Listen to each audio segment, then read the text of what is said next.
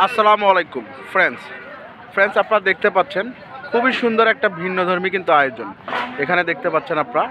তো এটা কিন্তু বিদায় অনুষ্ঠান।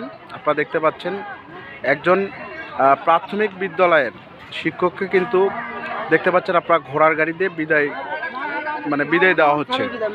তো স্যারের নাম হচ্ছে মাহবুব আলম।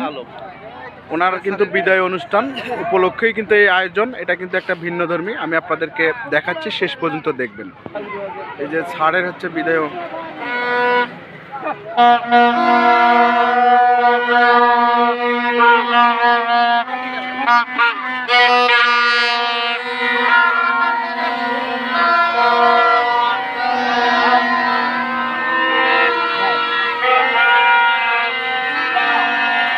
তো ফ্রেন্ডস আপনারা দেখতে পাচ্ছেন এটা কিন্তু শিক্ষকের, আপনারা দেখতে পাচ্ছেন স্যারের কিন্তু বিদায় উপলক্ষে কিন্তু ছাত্রছাত্রী এবং শিক্ষকদের কিন্তু এই আয়োজন, এটা একটা ভিন্নধর্মী আয়োজন।